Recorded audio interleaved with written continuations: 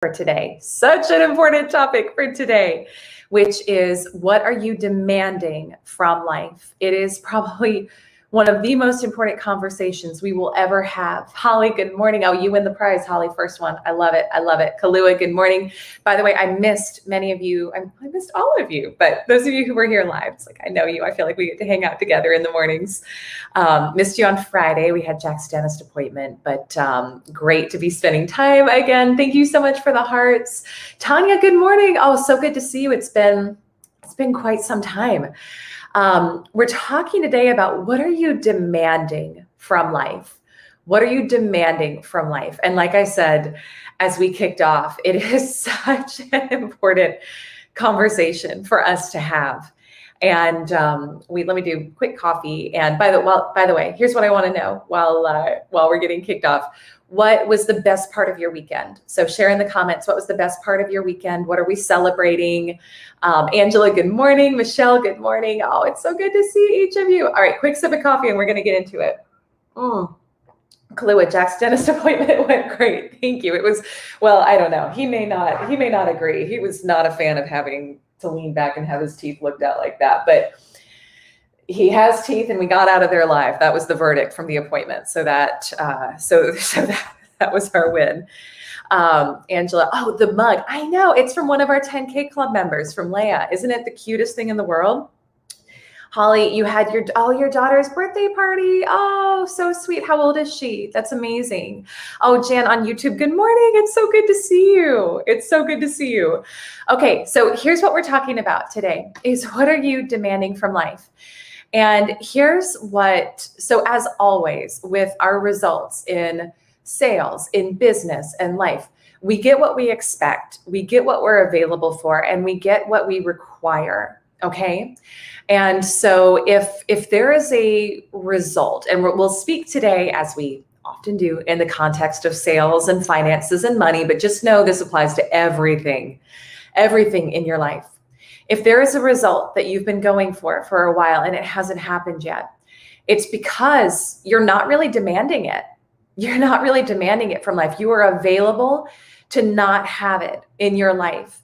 How many of you can relate to that? And I am so raising my hand as someone who was available for scraping by, for suffering, for struggle, for so long. And I still, to this day, like I find some of those old tendencies sometimes come up. And so just know, like, I am in this with you. And I'm always aware in my own life, like, oh, where am I settling for less than what I really want? But in your own life, so Kalua, you're raising your hand. Yep.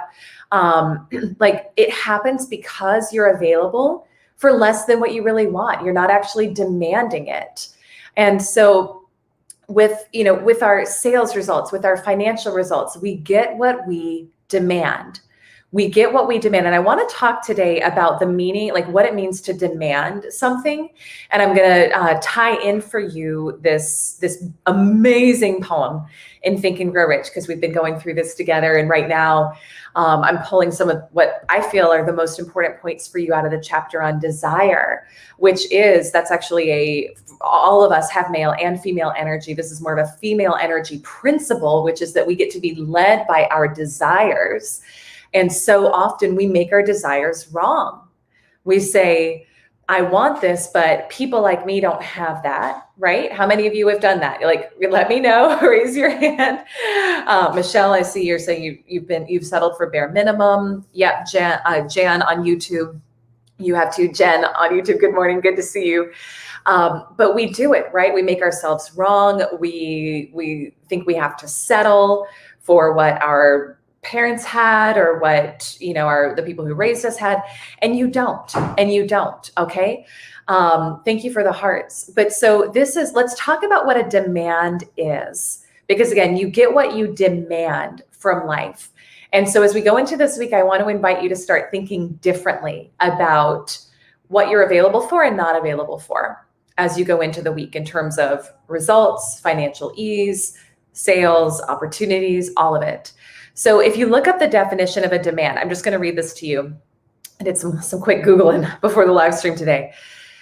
It's an insistent and preemptory request made as if by right. an insistent and preemptory request made as if by right. Now, I want you to think about this. Okay, so this is not an entitled, like, whiny.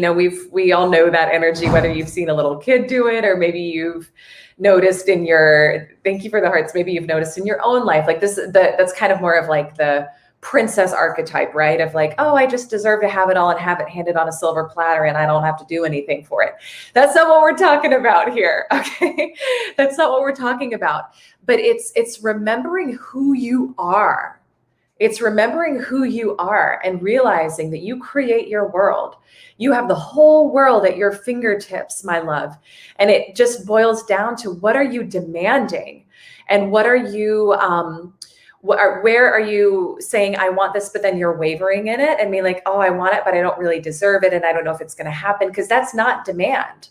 That's like, oh, it would be nice, but it still has that energy of uncertainty and availability for not having it, right? So it's the knowing in your body, the embodiment of, this is my reality. I choose to live this now. I'm not available for struggle. I'm not available for struggle. I'm not available to keep saying someday, or I'll have it when, or, someone else can have it, but maybe not me. And if it doesn't happen, I guess it wasn't meant to be. And that's a total spiritual bypass, right? That's not how you create powerfully in your life. So I want to read to you this little bit of this page in this book on desire. Okay. And I want you to really, really like listen in, because it's probably one of the most important messages that we'll ever talk about in these morning supercharges. Let me just take a moment. And Allison, good morning. Kalua, this is so timely. I just figured out I'm settling for less than I'm intended for. Yep, absolutely. I can tell you that. And I'm glad you share that, because most all of us are, and it's great to know it. And then to say, I'm no longer available for that. I'm no longer available for that, right? Elizabeth, good morning. Oh, Marshita, good evening for you. It's great to see you. So let's read this here. Let's talk about it, okay? So I'm just gonna read to you for a minute or two. Remember, no more effort is required to aim high in life, to demand abundance and prosperity, than is required to accept misery and poverty. So I want you to really listen to that. No more effort is required to aim high in life, to demand abundance and prosperity, than is required to accept misery and poverty. Misery and poverty doesn't have to mean you're living on the streets. I know most all of you, I know you're not living on the streets, but is there any part of your mindset where you're settling? Is there any part of your mindset where you're in scarcity because you're in fear that your money's going to leave you, or you're not going to hit your goals, or you're not going to make your sales for this month? That is poverty mindset. And that is, I'm going to share with you something else that I've been reading this weekend from this book. Have any of you read? This is a phenomenal book. The Millionaire Moses, Catherine Ponder. She does all these prosperity books, like based on biblical teachings, which is really, really fun and pretty cool. But it is, whether my language wouldn't be, it's a sin. My language would be a little bit different, but like you basically blaspheme when you accept poverty and scarcity mindset for yourself. And you do it against yourself. You do it against God and against yourself, because it's not your true nature. Okay. It's not your true nature to accept scarcity mindset or poverty thinking. All right. Because you can't grow to the being who you're meant to be on this planet when you do that. Right. It's a super low vibe, limited way to live. And I've been there. Like, this is not about judging it if that's where you are, and that it's very old conditioned thought patterns, right? That many of us picked up on for years and years and years growing up. And most people live that way today. So I'm not saying that it's about blaming yourself if you find yourself there, but you're being invited to do it differently. And there is a very different way, and there's a far more powerful way, and that does not have to be your reality, and you can change it like that. Okay. Dee on LinkedIn. Good morning. Good morning to you in Chicago, my friend. That's wonderful. So good to see you. You're so welcome. So let's listen to this poem in here, and it's a short poem, but it's super powerful. It's called My Wage by Jesse Rittenhouse. I bargained with life for a penny, and life would pay no more. However, I begged at evening when I counted my scanty store. Listen to this. For life is just an employer. He gives you what you ask. But once you have set the wages, why, you must bear the task. And this last part is, oh, I could read this again and again. I worked for a menial's hire only to learn dismayed that any wage I had asked of life, life would have willingly paid. I want you to think about that. Who gets excited with that? Anything, any wage you ask of life, life will willingly pay you. It doesn't matter. Like, you can't think too big. You can't. The problem is not that you think too big, it's that you think too small. And this is something that, and I don't have the exact line in the book, but the book I just shared that I was reading this weekend about the millionaire Moses. And this just hit me like a ton of bricks this weekend, that what happens often, if you've been going for a goal for a while and it hasn't happened, usually the problem is actually just you're going for something too small. Like, that's it. It's that you're thinking too small, and that it's you're actually kinking off the flow in that small level of thinking. And you're being invited to think way bigger about what's possible for you. Who gets excited with that? Like, that to me excites me to my core, because that is what you're here for. It's that expansion. It's that joy. It's the seeing what's possible. And part of that, because we are in a physical world, is physical riches and luxury and enjoyment and pleasure of those things. So what do we do? Okay, what do we do with this? Are any of you like, oh my gosh, I realize I've been demanding way too little? I know, Kalua, I appreciated that you shared that before, that you have. I know in my own life, like, this is the thing that happens too. And how many of you know this? You hit a level and then you're like, wow, this is great. And then you realize you could have actually hit 10 levels up if you had just set your sights on that. And that's part of the process too, right? So there's nothing wrong with, whatever goal you're going for right now, but I would invite you to think bigger, especially if it hasn't been happening for a while, to say like, wow, maybe I need to like double or triple or 10x what I'm thinking about here. Because you'll always find a next level that you're going to want to grow to afterwards. Christina Kincaid on Facebook, you're saying ready to think bigger. Yes, sister, amazing. Well, you're in the right place. So here's what I would invite you to do. 2 things I would invite you to do to help you really anchor into demanding more from life today, this week, the rest of this month, this year. Like, you can truly have what you want. And it doesn't have to take long to get it either. The first thing is to notice, where are you compromising on your desires? Where are you compromising on what you want? And just check in, okay? Quick coffee break. So notice where you're compromising. And this can be little things. I've made a commitment. Like, I grew up in a household where I saw what was demonstrated. Like, my mom learned it from her mom, and her mom probably learned it from her mom, and so on and so forth. But like, to really downplay what you want. Can any of you relate to, like, let me know in the comments. I'm really curious. Can you relate to that? And are you doing that? Are you downplaying what you want? And did you learn that from your parents, from whoever raised you? And so my tendency, my default, like my programming and conditioning for so many years was to say, I'd like this, but this is okay. Like, this is okay. And I even, like, this weekend, so I've kind of coming full circle, I've made a commitment in my life to just speak up and say what I want, and to not sugarcoat it, to not try to minimize it. And I get all sorts of opportunities to do it all the time, as you do, right? But this weekend, it's a little example, but just an example. Like, we had some family over at our new place, and my what would they be relationally? Jason's uncle, I don't know what that would be really, uncle-in-law, maybe my uncle-in-law and in-law had made this beautiful caprese salad. They're Italian and they make this wonderful, like, the tomatoes with the mozzarella and the basil leaves and all of it. And it was beautiful. And we had some leftovers left when they left, and there was like 4 of them left. And Jason was about to eat all of them. And he turned to me and he was like, "Oh, babe, do you want some of this?" And I started, because I knew he wanted it, but I wanted it too. And I started to say, "Oh no, it's good, babe. You have it all. It's fine. I'll have something else." And then I stopped. I said, "Actually, yes, I would love to share that with you." And it was like, and isn't it funny how much effort it can take to say you want 2 tomato slices? Like, y'all, I know that's a silly example, but it's that shift. And it's how many other places in our lives, in your life, are you downplaying what you want? And it's those, when we downplay the little things, we downplay the big things. Okay. So like, how you do one thing is how you do everything.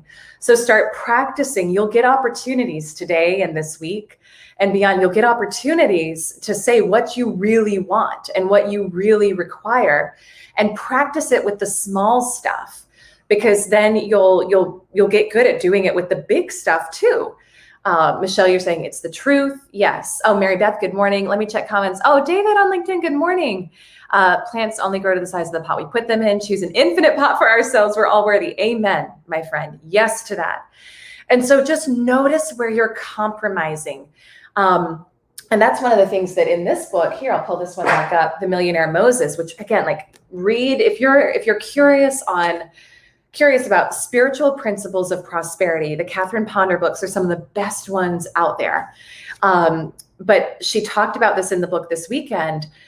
She actually does a deep dive into the 10 commandments, but from a different perspective. And what she says, and this hit me at my core, is it is literally, you are committing adultery when you mix the low with the high. What I mean by that is when you in your heart say, "I really want this," but then you compromise it and you say, "Well, I'm available for this or for less." That is literally committing adultery. It's mixing the low with the high. And so where in your life are you committing things I never thought I would say, especially on a LinkedIn live stream, but where in your life are you committing adultery with your desires? And aiming for less than what you really want and accepting less than what you want, my friend, because that is, again, you're blaspheming against yourself, against whatever your spiritual understanding is of God, the universe. Like, that is not what you're called here for. There's nothing holy about settling. Okay. There's nothing holy about settling. And then the second thing I would do is start to fall in love with the vision of your life when you're at that next level. Start to fall in love with it. And again, check in. If you've been going for something for a while and it hasn't happened for you, if you've been going for doubling your sales, tripling your sales, more abundance, whatever, and it hasn't happened, I want you to think bigger. And then I want you to start thinking about, what is life like at that level? And I had fun with this weekend. I've got a next level monthly revenue target for our company. And when I think of it, here's how you know it's real for you and it's true for you, is when you think about it and you feel like, oh my gosh, expansion, abundance,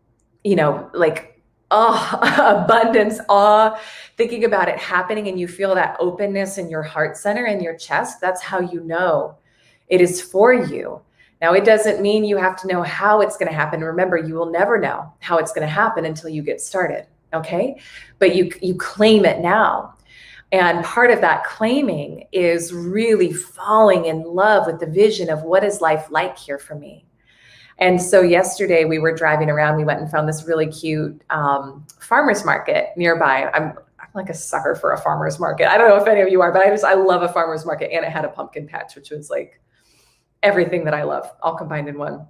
And so we were driving there, and I told Jason, I was like, I want to think through the celebration of what we're going to do as a family when we hit this goal, and started talking about it. We're like, here's where we're going to go to dinner, and here's something I'm going to buy to celebrate. And then I was like, what do you want? What are we going to buy for you? How are we going to celebrate this? and just living in that vision. And then this morning, like I woke up and I was like, as the woman who already has this, how does she wake up? What is she expressing gratitude for? How does it feel to already have this celebration planned and on the books? And I started living as that celebration is this week, like it's happening now, and just in that fun and that lightness and that enjoyment of it. But you can do that now and start celebrating it now and start living and just falling in love with that vision of what life is like for you at that level. So this is it, my friends. So I would really invite you, like, look at what are you demanding from life today, knowing that you can have anything you want, anything you desire. And it's just a matter of, are you still available to not have what you really want or not? And then it is simply a decision. It is simply a decision. Okay. So that's what I got for you. I would ask if these live streams speak to you, if they help you, please share this, whether on your Instagram story, on your, wherever you're watching this. I'd be so honored if you wanted to share, because I think we're in an age, we're in a generation where we're being invited to stop the scarcity mindset, stop the poverty mindset that so many of us grew up with, so many of our parents lived with, and to know that it doesn't have to be our reality, because you don't create powerfully from that place. The life you want, the impact you want is not from that place. It's from that place of you knowing how truly abundant, prosperous, worthy, deserving you are, claiming that for yourself, making that your reality, and then going forth and serving and pouring from the overflow of that. Because I know you have a vision for how you want to serve and help other people. And guess what? It doesn't happen when you're in scarcity mindset, my friend. It happens when you are full to the brim, and you can help others from that overflow. Okay. So that's what I got for you this morning. So great to be with each of you. I love the comments. I love seeing some new people on our live as well. It's so good to see each of you. And every weekday morning, 8:30 Eastern, you can join me live for these live streams. We're going through Think and Grow Rich together right now. And it's all about helping you up-level your prosperity, your sales, your financial abundance, and your life. All right. So wishing everybody an awesome rest of your Monday. Have a beautiful day. Send me a DM if there's any way I can be of service, and I will see you tomorrow morning. Bye for now.